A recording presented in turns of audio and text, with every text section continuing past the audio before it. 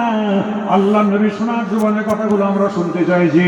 সঙ্গে সঙ্গে আম্মা জান ওই সময় রাসূল পাকে সাহাবারাও জোহরের নামাজ পড়তে গিয়ে আমার রাসূলকে বললেন, ইয়া রাসূলুল্লাহ, ইয়া হাবিবাল্লাহ, হুজুর বিয়াদবি ক্ষমা করবেন, আজকে আপনার আমাদের বাড়ি নিয়ে যাও, আপনার শোনার জবানের কথা শুনতে চাইছে। আমার নবী, আপনার নবী দয়া নবী চিৎকার করে বললেন, ফালা তাফআল, ফালা তাফআল, কখনো নয়, কখনো নয়। তোমাদের বাড়ির মেয়েগুলোকে আমার কথা শোনার দরকার নাই। তোমাদের বাড়ির মেয়েগুলো যদি কোনো জানার প্রয়োজন হয়, শিক্ষার যদি প্রয়োজন হয়ে যায়, তোমাদের মা আয়েশার কাছে তোমরা পাঠিয়ে দাও। জোহরের নামাজ পড়ে পাঠাও, আসরের নামাজ পড়ে যে যার বাড়ি চলে আসবে। এইভাবে আলোচনা করতে করতে একদিন মাগরিবের নামাজের টাইম হয়ে যায়। ও একজন মহিলা নিয়েছিল আম্মা জান মা আয়েশার কাছে দাঁড়িয়ে বললেন, আম্মা জান বিয়াদবি ক্ষমা করবেন, মাগরিবের নামাজের টাইম হয়ে আসছে, আপনার ঘরে একটুখানি আলোটা জ্বালিয়ে দিই, প্রদীপটা একটু জ্বালিয়ে দিই। আম্মা জান মা আয়েশা ডুকরে ডুকরে কাঁদছেন। আম্মা জান মা আয়েশার কান্না থেকে ওই সময় সাহাবা মেয়েগুলো কাঁদছেন। আম্মা জান মা আয়েশা বললেন, মা তোমরা কেন কাঁদছো বলো? বলে, আম্মা জান, আপনার চোখের পানি থেকে আমরা থাকতে পারছি না, আজকে আমাদের চোখের পানি চলে আসলো। সঙ্গে সঙ্গে আমার নবী, আপনার নবী, আম্মা জান মা আয়েশা বলল, তোমাকে একটা ছোট্ট কথা বলে যাই। তোমার নবী, আমার নবী, দয়ার নবী, আমার আল্লাহ পাকের দরবারে হাত তুলে দোয়া চেয়েছিলেন, আল্লাহুম্মা আতিনি মিসকিনাও ওয়া আমিতনি মিসকিনাও ওয়া আশরনি ফি যুমরাতিল মাসাকিন। আল্লাহ, আপনি আমাকে যতদিন হায়াতে রাখবেন, গরিবী হালাতে রাখবেন, কাল কিয়ামতের দিন হাশরের মহামাঠে আল্লাহ যখন তুলবেন, গরিবের সঙ্গে যেন হাসান নাশা হয়ে যায়।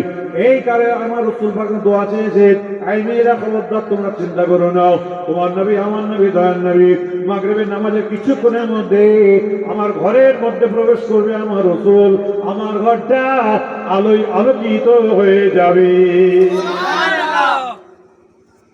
আজকে মাথায় হাত দিয়ে খোদার কসমকে মাত্র কয়েকজন মানুষ এখানে বসে আছেন, উচ্চ আওয়াজে বলবেন, আপনি আমি ঘরে ঢুকলে আলো হয় না, জোরে বলো, স্বামী স্ত্রী ঝগড়া হয়, জি হ্যাঁ, হ্যাঁ, বউ বলছে স্ত্রী স্বামী ও যাই তোর মুখ দেখতে মন চায় না, বেরো। আর বউ বলছে তোমার মুখ কালো মুখ আর দেখবুনি, আমি চলে যাচ্ছি, এরকম আছে না?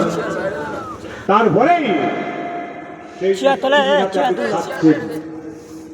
তার মুখ দেখছেন, আপনি শরীয়তকে একটু ভেবেছেন, শরীয়ত কি বলছে?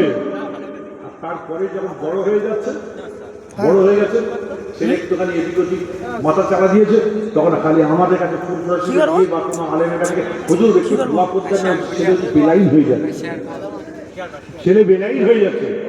ছেলে বেলাইন হওয়ার আগে আমরা বাপ যদি ভালো হই, আমরা মা যদি ভালো হই, আল্লাহ পাক এই মায়ের আর বাপের ওসিলায় যে সন্তান দিয়েছে, আমার অবশ্যই সেই সন্তানকে আল্লাহ পাক জান্নাতি বলে কবুল করে নেবেন। আরেকবার যদি আরেকটু আনন্দের সঙ্গে যদি বলেন আল্লাহ নবীর দরবারে কথা বলতে গিয়ে আমার নবী, আপনার নবী, দয়ার নবী হুজুর আকরাম সাল্লাল্লাহু আলাইহি ওয়াসাল্লাম একদিন ফজরের নামাজ পড়ে আম্মা জান মা আয়েশা ঘরে আসেন নাই। বেলা 10টা, 10:30 বেজে যায়।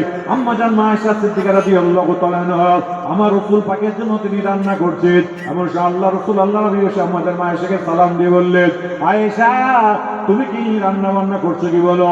বলে, হুজুর আমি রান্না বান্না করছি। আম্মা জান মা আয়েশার সঙ্গে আমার রাসূল আলোচনা করছেন। এমন সময় জোহরের আযানটা যখন শুরু হয়ে যায়, আমার নবী, আপনার নবী, দয়ার নবী সঙ্গে সঙ্গে আর এদিক ওদিক তাকালেন না, মসজিদে নববীতে ফজর জোহরের নামাজ পড়তে চলে গেলেন। জোহরের নামাজ আদায় করে আম্মা জান মা আয়েশার ঘরে আসলেন। আসার সঙ্গে সঙ্গে দেখা যায় আম্মা জান মা আয়েশা সিদ্দিকা রাদিয়াল্লাহু তাআলা আনহা যেই জায়গায় রান্না করছেন, ওই জায়গাতে আম্মা জান মা আয়েশা নাই। একবার ডান দিক বাম দিকে তাকাচ্ছে, আম্মা জান মা আয়েশা নাই। এমন সময় আম্মা জান মা আয়েশার ঘরে দেখা যায়, এমন সময় তিনি সিজদায় গিয়ে আল্লাহ পাকের দরবারে কাঁদছেন। আমার নবী, আপনার নবী, দয়ার নবী আম্মা জান মা আয়েশাকে প্রশ্ন উত্তর করলেন না। সিজদা থেকে ওঠার পরে আল্লাহ তাআলা আম্মা জান মা আয়েশা আমার আল্লাহ পাকের দরবারে হাত তুলে দোয়া চাইছেন। দোয়া যখন কমপ্লিট হয়ে যায়, আমার নবী, আপনার নবী, দয়ার নবী আম্মা জান মা আয়েশাকে সালাম দেয়, আসসালামু আলাইকা ইয়া আয়েশা, হে আয়েশা তুমি সিজদায় গিয়ে কি কারণে কাঁদছিলে একটুখানি বলে দাও। বলি, ইয়া রাসূলুল্লাহ, ইয়া হাবিবাল্লাহ, আমি আপনার শোনার জবানে শুনেছি একটা ছুঁচকে মাটিতে ভরে দেওয়ার পর যখন ছুঁচটা তোলা হয়, গায়ে যতটুকু মাটি লেগে থাকে, জাহান্নামের আগুন ততটুকু দুনিয়ার বুকে এসছে। হুজুর এক ফোঁটা আপনাকে, আপনি চলে গেছেন, একটা টুকরা আগুন আমার হাতের মধ্যে পড়েছে, জ্বালা যন্ত্রণা পোষা উঠে গেছে, যন্ত্রণা চোটে আমি থাকতে পারি নাই। ওই সময় আল্লাহ পাকের দরবারে হাত তুলে দোয়া চাইছি, আল্লাহ গো আমার নবীর উম্মতদের কি হবে তার জন্য দুটো হাত তুলে কাঁদছি। আমার নবী আপনার নবী দয়ার নবী বলে আয়েশা রেখে দাও, তোমার মতো কাল কিয়ামত পর্যন্ত কোনো মেয়ে ছেলে কোনো পুরুষ মানুষ যদি সারাদিন সাইরা তাকিরা কাবিরা জাহিরি বাতিনি জানা অজানা গুনাহ হওয়ার পরে আমার আল্লাহ পাকের দরবারে যদি এইভাবে যদি কাঁদতে পারে, আল্লাহ পাক উভয়কেই এবং সংসারটাকে আল্লাহ পাক শান্তির সঙ্গে রাখবে। আল্লাহ পাক স্বামী স্ত্রী উভয়কে আমার আল্লাহ পাক জান্নাতি বলে কবুল করে নেবে। স্বামীও কাঁদবে, স্ত্রীও কাঁদবে। আমার নামাজ অবশ্যই কাজা আছে। আমি সায়েন্সের দিকে ভালোভাবে বলে দিচ্ছি আপনাদের পরিষ্কার, আমি ধোয়া তুলসী পাতা নই। আমার নামাজ কাজা আছে, আমার সাগীরা গুনাহ আছে, আমার কবিরা গুনাহ আছে, আমার জানা গুনাহ আছে, আমার অজানা গুনাহ আছে।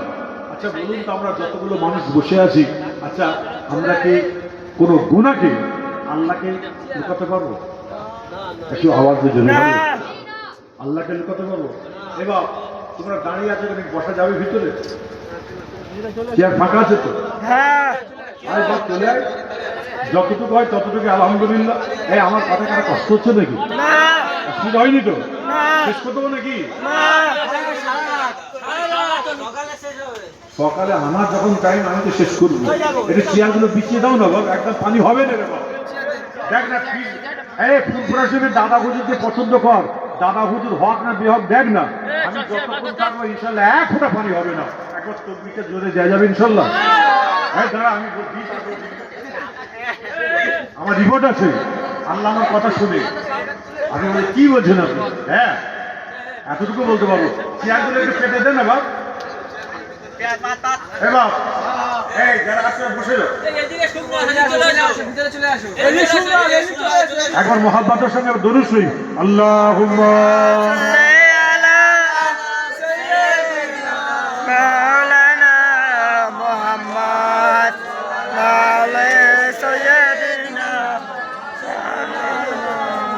দরুদ শরীফ আল্লাহুম্মা পড়া হয়ে যাচ্ছে। আল্লাহুম্মা নিয়ম না কেন?